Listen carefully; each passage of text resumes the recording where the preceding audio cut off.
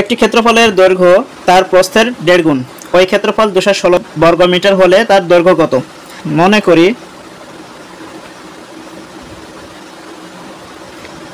প্রস্থ সমান ক মিটার, অতএব দৈর্ঘ্য সমান 1.5 গুণ ক মিটার। যেহেতু প্রস্থ যা হবে তার 1.5 গুণ হবে। আচ্ছা, তাহলে এখন আমাদের কি হবে? এখানে 1.5 এর সাথে ক গুণ হবে, তাহলে এখানে 1.5 ক মিটার, অথবা 3/2 বলতে পারেন। কিভাবে 3/2 হয়?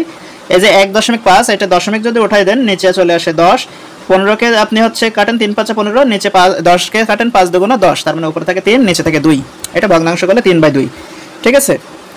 আচ্ছা, এখন ক্ষেত্রফল কত হবে?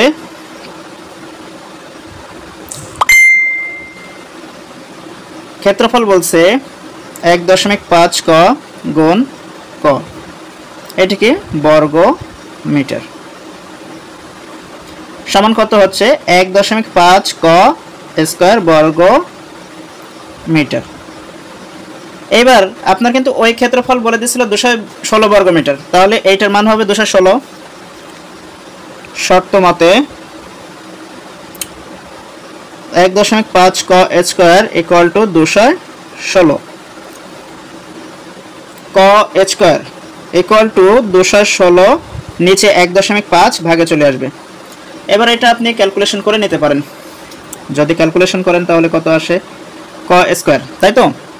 তাহলে এখানে দশমিক উঠে দেন, উপরে একটা 1 দেন, আর পাশে একটা সংখ্যার জন্য একটা শূন্য দিয়ে দেন, কাটাকাটি করেন। এখানে আপনার 5 2 10, এখানে 3 5 15। আচ্ছা, 3 দিয়ে 216কে কাটেন, 3 দিয়ে 216কে 3 7 21, 3 2 6, 72 2 কত? 144। ক স্কয়ারের মান পেয়ে গেলাম 144। শুধু ক এর মান কত হবে? যেহেতু স্কয়ার আছে এই পাশে রুট করে দেই। 144কে যদি আমরা রুট করি, বর্গমূল করলে ক এর মান পাচ্ছি 12। ক কিসের মান ছিল? প্রস্থের মান। তার মানে আমরা কিন্তু প্রস্থের মান পেয়ে গেছি। অতএব দৈর্ঘ্য কত? দৈর্ঘ্য সমান 1.5 গুণ ক এর মান 12, এটা গুণ করতে হবে। ঠিক আছে, তাহলে আপনার এখানে কত হবে? মিটার হবে। এটা কিন্তু বর্গ মিটার না, শুধু মিটার। 12 আর 1.5 যদি গুণ করেন, 12 1 12, আর এর হাফ হচ্ছে 6, 12 হচ্ছে 18 মিটার। আপনার কাছে চাইছে কি তার দৈর্ঘ্য কত? অতএব নির্ণয় ক্ষেত্রটির দৈর্ঘ্য 18 মিটার। এটা কিন্তু দৈর্ঘ্য আর প্রস্থ, এইটা নির্ণয় করে আমরা দৈর্ঘ্য বের করলাম।